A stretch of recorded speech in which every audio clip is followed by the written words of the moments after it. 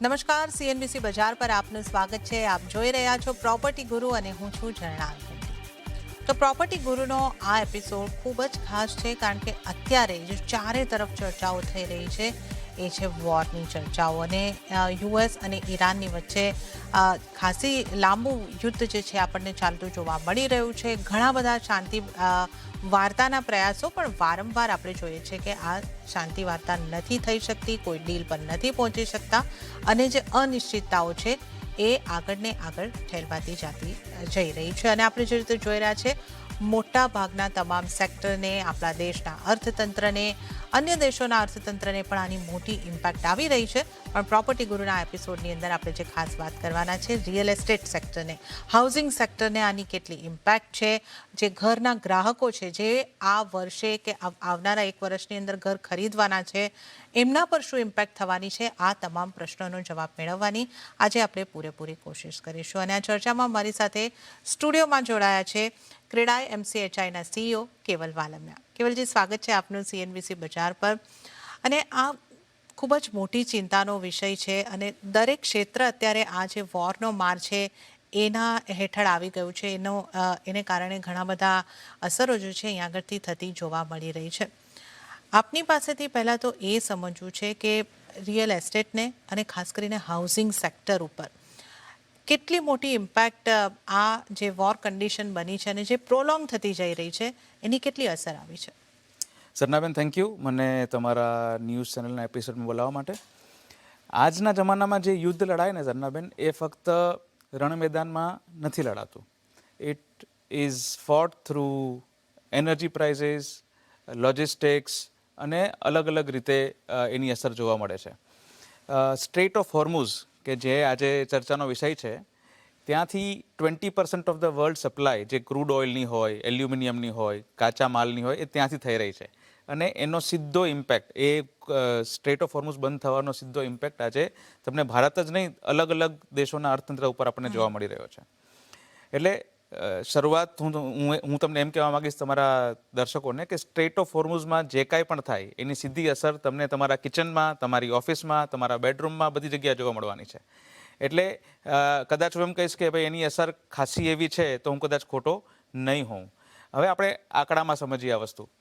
તો 2026ના Q1 Q1 જેને આપણે કહેવાય, એમાં અગર હું ખાલી એમએમઆરની વાત કરું તો એમએમઆરમાં સમવેર અરાઉન્ડ 32,771 ઘરોનું વેચાણ થયું હતું Q1, જે પાછલા વર્ષના Q1 કરતાં 7% નીચે હતું. અને એ જ સમયે ઇન્ડિયામાં, ભારતમાં લગભગ 1,02,370 ઘરોનું વેચાણ થયું છે. એ પણ પાછલા વર્ષ કરતાં 8% નીચું છે. એટલે એ ઇમ્પેક્ટ તમને જે દેખાઈ રહી છે કે સેલ્સમાં, એ સીધી અહીંયા દેખાય મને કે 7 અને 8% એમએમઆરમાં અને દેશમાં ઓછું થઈ ગયું સેલ.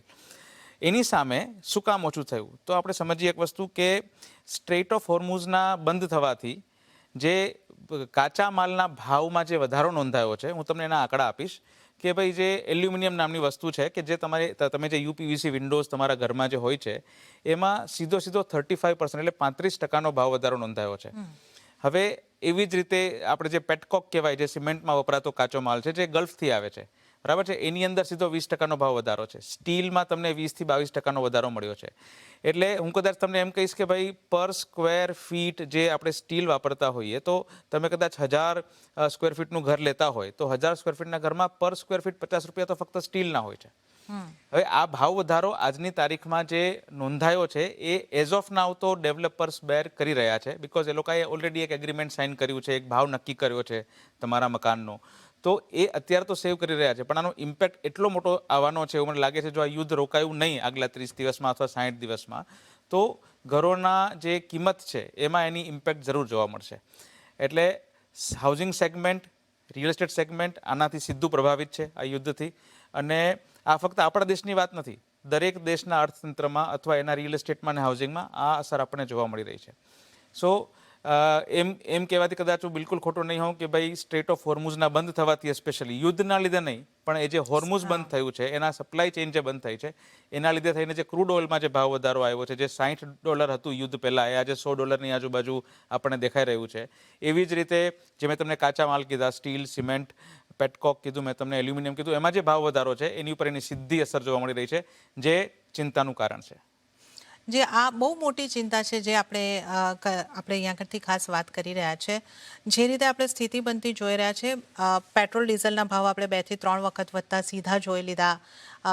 જોવા જઈએ તો નાની નાની જીવન જરૂરિયાતની વસ્તુઓની કિંમતો પણ આપણને હવે વધતી દેખાય છે, અને હવે તો રિપલ ઇફેક્ટ આવતી જ હશે આની.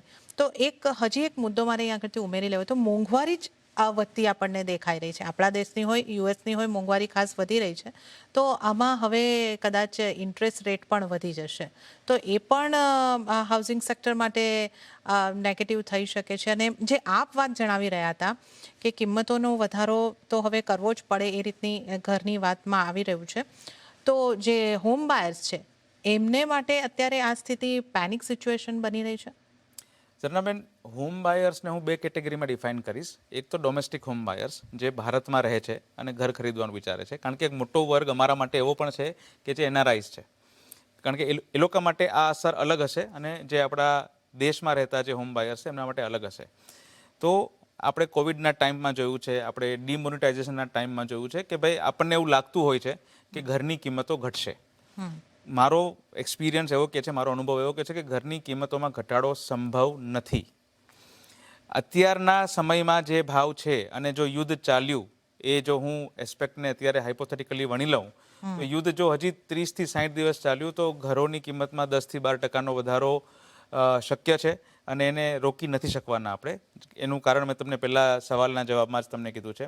તો જો કોઈ ઘર ખરીદવા માટે વિચારતું હોય, જે દેશમાં રહેતા હોય અને ઘર ખરીદવાનું વિચારતા હોય, તો this is the time to buy the house. આના પછી ઘરની કિંમતોમાં જે વધારો આવવાનો છે એને પાછું લઈ શકાય એવી સ્થિતિ મને દેખાતી નથી, પ્રોવાઇડેડ યુદ્ધ લાંબુ ચાલે. જે લોકો એનઆરઆઈસ છે, જે લોકો દેશની બહાર રહે છે, ઇન્ડિયન્સ છે, અને એમને ઘર ખરીદવાનું વિચારે છે, એમના માટે તો આ સોનેરી તક છે. કારણ કે તમે જુઓ તો રૂપિયાનું જે ડિવેલ્યુએશન થયું છે, બરાબર છે, આજે $100 આજુબાજુ $1 આપણને દેખાઈ રહ્યો છે. તો એના લીધે એમની ખરીદ શક્તિ વધી ગઈ છે. જી, રાઈટ. તો એ ઓછા ડોલરમાં સારી કિંમતનું ઘર ખરીદી શકે છે. તો એમના માટે તો આ સુનેરી તક છે કે એમણે અત્યારે જો વિચારતા હોય કે એમણે આ દેશમાં ઇન્વેસ્ટ કરવું છે, તો એમણે આ દેશમાં હમણાં જ ઇન્વેસ્ટ કરવું જોઈએ, એવું મને લાગી રહ્યું છે. ઓકે. તો આ આપણે જે ખાસ વાત કરતા હોઈએ છીએ કે ઘણી વખત જે મુશ્કેલ પરિસ્થિતિઓ હોય એની અંદર અમુક તક પણ રહેલી હોય છે, અને આ એનઆરઆઈ માટે તો ચોક્કસ અહીંયા આગળથી બની રહી છે કે જો તમે નોન રેસિડેન્ટ ઇન્ડિયન છો, એનઆરઆઈ છો, અને ડોલરની સામે રૂપિયાનું જે ડેપ્રિશિએશન થયું છે એનો પણ તમને લાભ મળશે. તો આ તમારે માટે એક આકર્ષક સમય બની રહે છે જો તમારે ઇન્ડિયન રિયલ એસ્ટેટમાં, ભારતમાં કોઈ પ્રોપર્ટી ખરીદવી હોય તો. અને ભારતીયો માટે ઘર આગળ મોંઘા થવાના છે, તો અત્યારે ઘર ખરીદી લેવું એ તમારે માટે સલાહભર્યું હોઈ શકે છે. તો આ આપણે પ્રાઇઝિંગના પ્રોસ્પેક્ટિવથી વાત કરી કે કઈ રીતની ઇમ્પેક્ટ અહીંયા આગળથી આવતી આપણને જોવા મળી શકે છે. હવે કેવલભાઈ, જે સમજવાનું છે કે આ ઇમ્પેક્ટ તો આપણે વાત કરી, પ્રાઇઝ ઉપર ઇમ્પેક્ટ આવવાની છે એ ખાસ કરીને આપણે અહીંયા આગળથી ચર્ચા કરી, પણ હિટ કયું સેગમેન્ટ સૌથી વધારે થશે? અફોર્ડેબલ સેગમેન્ટ માટે મોટું હિટ હશે કે જે આપણે અત્યારે જોઈ રહ્યા છે કે લક્ઝરી સેગમેન્ટમાં એક સારું આપણને વેચાણ અને ડિમાન્ડ પણ આવતી જોવા મળી હતી, અને સેલ્સ પણ સારા થતા જોવા મળ્યા હતા, ત્યાં એક મોટી હિટ આવશે. તો સેગમેન્ટ વાઇઝ ક્યાં હિટ મોટી હશે? ઝરણાબેન, લક્ઝરી સેગમેન્ટમાં મને વધારે ફરક નથી દેખાઈ રહ્યો. અને એફોર્ડેબલ હાઉસિંગનું જે સેગમેન્ટ હતું, એફોર્ડેબલ હાઉસિંગ એટલે એવું ઘર કે જે 600 સ્ક્વેર ફીટથી નાનું હોય અને 45 લાખથી ઓછી કિંમતનું હોય, એ ઓલરેડી સ્ટ્રગલ કરી રહ્યું હતું. કારણ કે આજે કોસ્ટના ઇમ્પેક્ટના લીધે એ એફોર્ડેબલ હાઉસ એ 45 લાખ રૂપિયાના કેપમાં બનાવવું લગભગ અશક્ય છે. એટલે બહુ મોટી હિટ જે ઓલરેડી સફર કરી રહ્યું હતું સેક્ટર, એફોર્ડેબલ હાઉસિંગનું સેક્ટર, એની ઉપર ખૂબ મોટો ઇમ્પેક્ટ આવવાનો છે અને આવી રહ્યો છે. ઇનફેક્ટ કદાચ તમે ઇન્વેન્ટરી જોશો મુંબઈ મેટ્રોપોલિટન રિજનની અથવા ગુજરાતની, તો તમે જોશો કે એફોર્ડેબલ હાઉસિંગ લગભગ લોન્ચ થવાના જ બંધ થઈ ગયા છે. તમને આજે 45 લાખ રૂપિયાની નીચે કોઈ સારા મોટા શહેરમાં ઘર મળવું ઓલમોસ્ટ મુશ્કેલ થઈ રહ્યું છે. અને આ ભાવ વધારાના લીધે, જે કાચા માલમાં જે ભાવ વધારો આવી રહ્યો છે અને આવી ગયો છે, એના લીધે affordable housing will be the worst hit. અને મને એવું લાગે છે કે લોકોએ ખરેખર એવું જોવું જોઈએ કે અફોર્ડેબલ હાઉસિંગ એકચ્યુઅલી હોય છે શું. આપણે ફક્ત એને કિંમતની દ્રષ્ટિએ જ જોઈએ છીએ, પણ જો તમે જગ્યાની દ્રષ્ટિએ જુઓ તો મને એવું લાગે છે કે અફોર્ડેબલ હાઉસિંગ ફિટ નથી થઈ રહ્યું આજના જમાનામાં, જ્યારે લોકોને મોટા ઘરો જોઈએ છીએ, વર્ક ફ્રોમ હોમ ચાલુ હોય છે. તો affordable housing will get reduced, એ ઓછા થશે. અને મને એવું લાગે છે કે લોકોનો જે ઝુકાવ છે એ પણ એફોર્ડેબલ હાઉસિંગ તરફ ઓછો થઈ રહ્યો છે. સિવાય કે જે આપણે પિરામિડની વાત કરીએ, આર્થિક પિરામિડની, તો એમાં જે સૌથી નીચેના સ્તરમાં જે લોકો હોય છે એમની પાસે એફોર્ડેબલ હાઉસિંગ લેવા સિવાય કોઈ બીજો વિકલ્પ હોતો નથી. એ છોડીને જે મિડલ ક્લાસના લોકો છે એ એફોર્ડેબલ હાઉસિંગ તરફ જોવાનું ઓછું કરશે એવું મારું માનવું છે. અને લક્ઝરી હાઉસિંગ ડિમાન્ડ હજી વધારે વધશે. ઓકે, તો આ યુદ્ધની અસર અને વધતી મોંઘવારીની અસર જે છે તે સીધી અફોર્ડેબલ હાઉસિંગ ઉપર થવાની છે. એક તો આ યુદ્ધ પહેલાં જ આ સેગમેન્ટ સ્ટ્રગલ કરી રહ્યું હતું અને હવે અહીંયા આગળથી હજી વધારે અહીંયા મોટી અસર, નેગેટિવ અસર આપણને થતી જોવા મળી શકે છે. ડેવલપર્સ માટે પણ અહીંયા આગળ માર્જિન એટલા બધા ઓછા હોય છે અને જે કન્સ્ટ્રક્શન કોસ્ટ અહીંયા આગળથી વધી રહી છે, તો સ્વાભાવિકપણે અહીંયા આગળથી સીધું અસર જે છે અહીંયા અફોર્ડેબલ સેગમેન્ટ ઉપર થતી જોવા મળવાની છે. તો આ આપણે અહીંયા આગળથી ખાસ કરીને જે વાત કરી છે યુદ્ધની અસરની.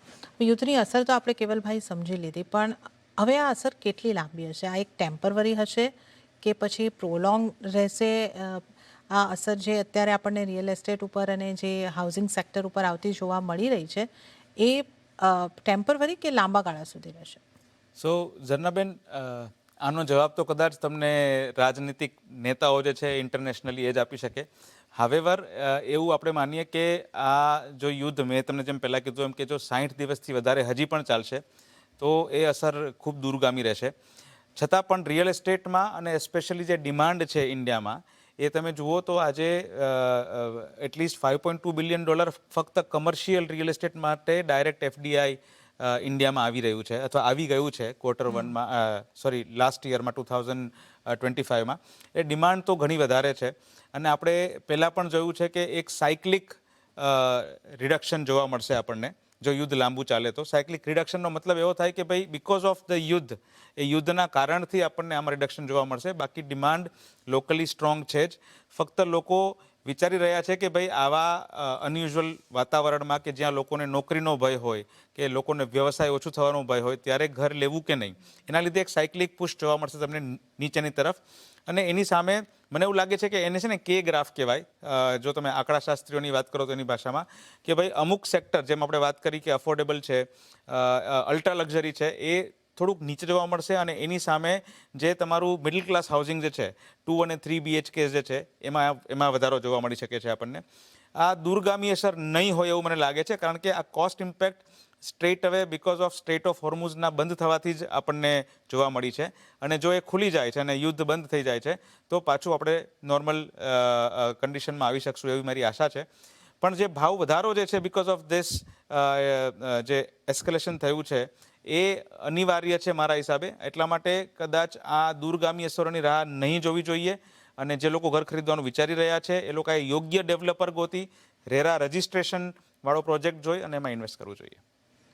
ઓકે, તો આપણને લાગી રહ્યું છે કે જે આ મોટી અસર છે એ ખાસ સ્ટ્રેટ ઓફ હોર્મુઝને કારણે જે સપ્લાયના વિક્ષેપ થયા છે એને કારણે અત્યારે આવતી દેખાઈ રહી છે. ને આ આપણે આશા રાખી રહ્યા છે કે યુદ્ધ જો લાંબુ ન ચાલે તો આ એક ટેમ્પરરી ઇફેક્ટ હશે, અને જો યુદ્ધ હજી વધારે લાંબુ ખેંચાઈ જાય છે તો પછી એની અસર પણ થોડી લંબાઈ શકે છે. પણ અત્યારે આપણે જેને માટે પ્રિપેર થવાનું છે, આપણા માઇન્ડને પ્રિપેર કરવાનું છે કે ઘર તમારે લેવાનું છે તો એ મોંઘું થવાનું છે આવનારા સમયમાં, તો એ અહીંયા આગળથી એક મોટી અસર જે છે અહીંયા જોવા મળી શકે છે. કન્સ્ટ્રક્શન કોસ્ટ અહીંયા આગળથી વધતી દેખાઈ રહી છે સપ્લાય વિક્ષેપને કારણે.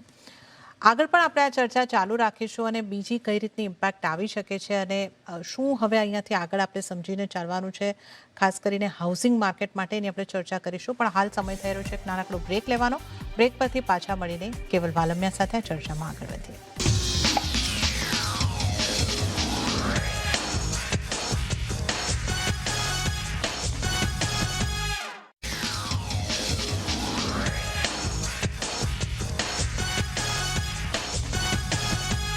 બ્રેક બાદ પ્રોપર્ટી ગુરુમાં આપનું ફરી એક વખત સ્વાગત છે. અને આજે આપણે હાઉસિંગ સેક્ટર પર, રિયલ એસ્ટેટ પર યુદ્ધ અને એને કારણે ઉદ્ભવેલા સપ્લાય વિક્ષેપ જે છે એની હાઉસિંગ સેક્ટર ઉપર કઈ રીતની અસર છે એ અંગેની ખાસ ચર્ચા કરી રહ્યા છે. આપણી સાથે સ્ટુડિયોમાં કેવલ વાલમિયા જોડાયેલા છે. કેવલજી, બ્રેક બાદ આપનું ફરી એક વખત સ્વાગત. અને હવે મારે આપની પાસેથી એ સમજવું હતું કે તાજેતરમાં સરકાર તરફથી લગભગ સેન્ટ્રલ ગવર્મેન્ટ તરફથી એક સર્ક્યુલર આવ્યો છે આ વોર રિલેટેડ ઇમ્પેક્ટ અને એમાંથી હવે આપણે કેવી રીતે બહાર આવવાનું છે અને રિયલ એસ્ટેટને લગતી વાત છે. મારે એ સમજવું છે કે હું આપણા દર્શકોને પણ એ સર્ક્યુલર બતાવવાની કોશિશ કરી સ્ક્રીન ઉપર પણ આપ અમને સમજાવો કે આ સર્ક્યુલરમાં શું કહેવાયું છે અને એની શું અસર જે હોમ બાયર્સ છે એના ઉપર આવવાની છે. સન્નાબેન, જેને એક્ટિવ ગવર્નન્સ કહેવાય ને, આ સર્ક્યુલરનો ઉત્તમ દાખલો છે.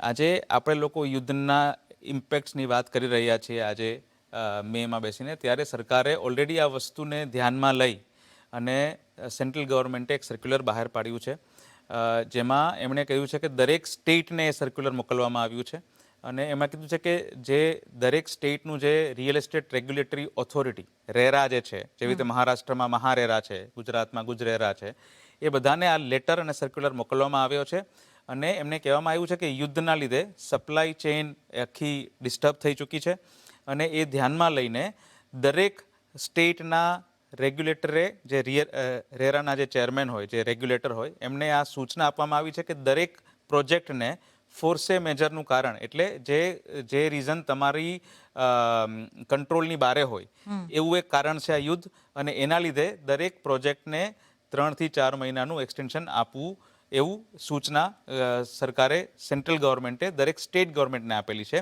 એટલે મને એવું લાગે છે કે દરેક સ્ટેટના જે રેરા જે છે એ અત્યારે આ સર્ક્યુલર પર કામ કરી જ રહ્યા છે અને બહુ જલ્દી આપણને એવી ખબર પડશે કે 3 થી 4 મહિનાનું એક્સટેન્શન દરેક પ્રોજેક્ટને, રિયલ એસ્ટેટના હાઉસિંગ પ્રોજેક્ટને જે અત્યારે રેરામાં રજિસ્ટર્ડ છે એમને ઓટોમેટિકલી મળશે. અને આ કદાચ પહેલી વાર નથી થયું.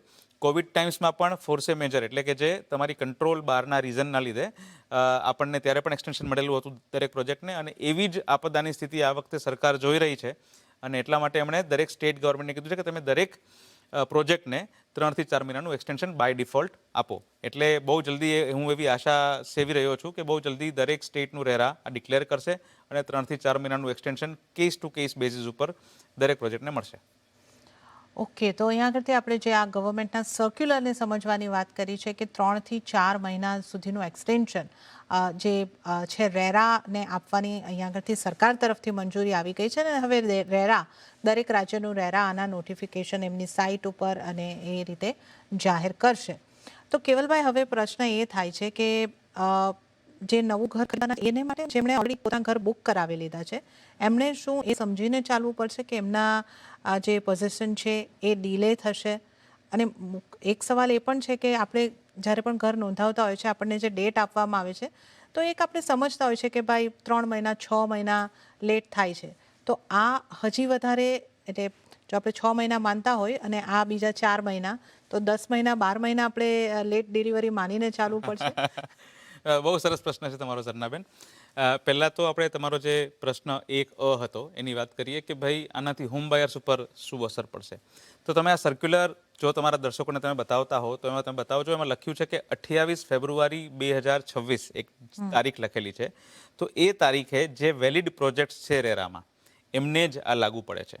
એનો મતલબ એવો થાય કે જો તમે ઘર ખરીદ્યું હોય અને તમારા પ્રોજેક્ટનું રેરા એક્સટેન્શન 27 ફેબ્રુઆરી હતું, રેરા ડેડલાઇન 26 ફેબ્રુઆરી 2026 હતું, તો એને લાગુ નથી પડતું આ એક્સટેન્શન. એવા પ્રોજેક્ટ્સને લાગુ નહીં પડે કે જે 27 ફેબ્રુઆરી 2026ની પહેલાં જ ખતમ થઈ જવાના હોય. ઓકે.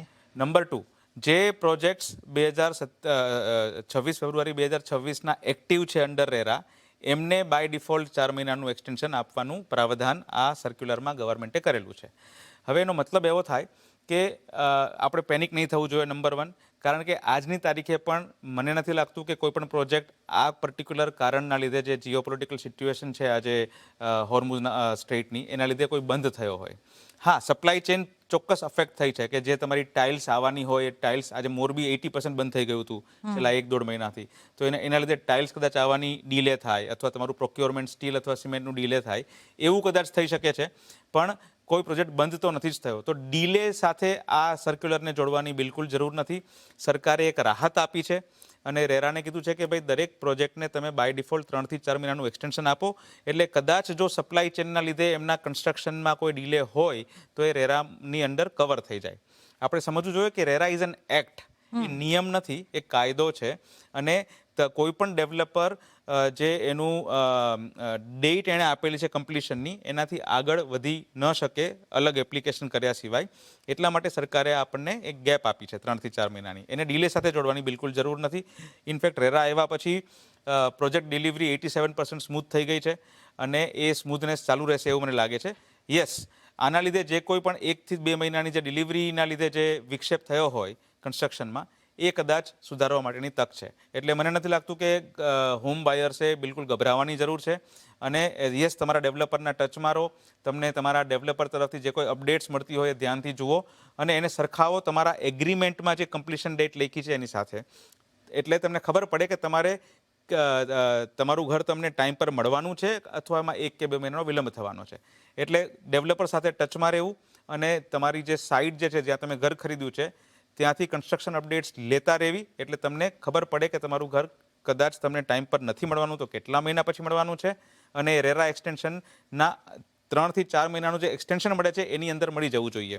એટલે બેસ્ટ વસ્તુ is to keep a track of your project. તમે જે ઘર લીધું છે એ પ્રોજેક્ટનો ટ્રેક રાખો અને ડેવલપર સાથે સંપર્કમાં રહો.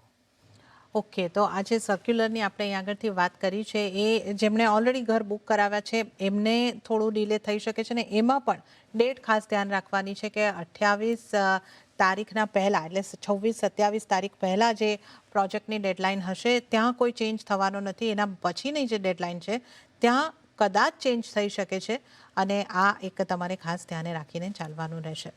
હવે કેવલભાઈ, આપણે આખી ઘણી બધી ચર્ચાઓ કરી અને આમ તો આપે અમને સમજાવ્યું કે સપ્લાય વિક્ષેપ છે, કન્સ્ટ્રક્શન કોસ્ટ વધી રહી છે, પ્રાઇસ ઉપર ઇમ્પેક્ટ આવશે, ડેવલપરના માર્જિન અહીં આગળથી ઘટી રહ્યા છે. પણ ગ્રાહક અમારા ગયા એપિસોડની અંદર પણ 2-3 સવાલ એ રીતના આવ્યા હતા કે ઇન્વેન્ટરી દેખાય છે, બનેલા ઘર દેખાય છે, પણ જે સેન્ટિમેન્ટ બગડ્યા છે એને કારણે ડિમાન્ડ ઘટી રહી છે. તો ઘર સસ્તા થશે કે નહીં? તો આ સ્થિતિને કઈ રીતે તમે as a developer, as a CREDAI MCHI developers body જોઈ રહ્યા છો કે અપેક્ષા ગ્રાહકની છે કે ઘટશે, પણ અહીંયા કન્સ્ટ્રક્શન કોસ્ટ વધી રહી છે અને એ ઓબ્ઝર્વ કરવાનું હવે મુશ્કેલ થઈ રહ્યું છે. તો આ સ્થિતિને માં તમારે કઈ રીતે આનું તમે આ અસમંજસવાળી સ્થિતિને કઈ રીતે સમજવી? ઝરનાબેન, ઘણા બધા પ્લેટફોર્મ પર મને આ સવાલ પૂછવામાં આવે છે અને હું કોઈ પણ જાતના ઇમોશન્સમાં આવ્યા વગર બહુ પ્રેક્ટિકલ જવાબ તમારા દર્શકોને આપવા માંગુ છું કે ઘરોની કિંમતમાં ઘટાડો સંભવ નથી.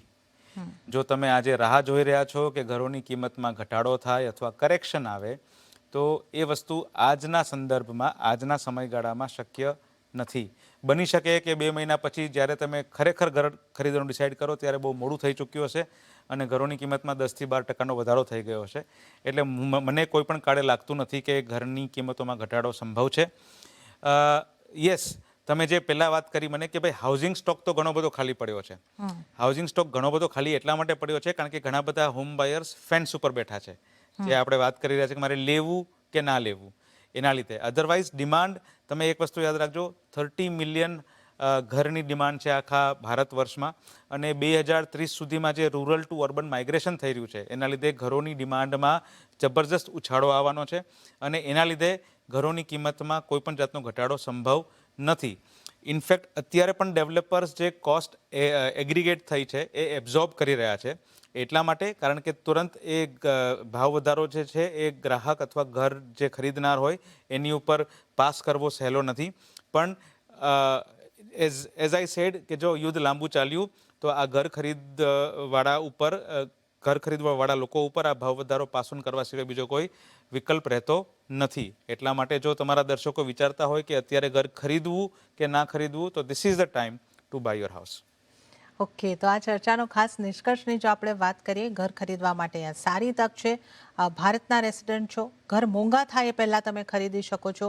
બહારના રેસિડન્ટ છો તો રૂપી ડેપ્રિશિએશનનો ફાયદો તમને મળી શકે છે અને થોડું 3-4 મહિનાનું ડીલે આ સ્થિતિમાં થઈ શકે એને માટે થોડી માનસિક તૈયારી રાખીને તમે ચાલી શકો છો. પણ આ પ્રોજેક્ટ ટુ પ્રોજેક્ટ નિર્ભર રહેશે. તો આ આપણે ખાસ કરીને આજે ચર્ચા યુદ્ધની અને સપ્લાય વિક્ષેપની અસરની વાત કરી છે. કેવલજી, ખૂબ ખૂબ આભાર આપનો અમારી સાથે સ્ટુડિયોમાં આવી આ ચર્ચામાં જોડાવા બદલ અને સરસ રીતે અમારા દર્શકો માટે આ સમજ આપવા બદલ આપનો ખૂબ ખૂબ આભાર. ધન્યવાદ ઝરનાબેન. તો સાથે જ પ્રોપર્ટી ગુરુના આ એપિસોડની અંદર તો હાલ પૂરતું આટલું જ. હાલ મને પણ આપશો રજા, પણ વધુ અપડેટ અને સમાચારો માટે આપ જોતા રહો CNBC બજાર. નમસ્કાર.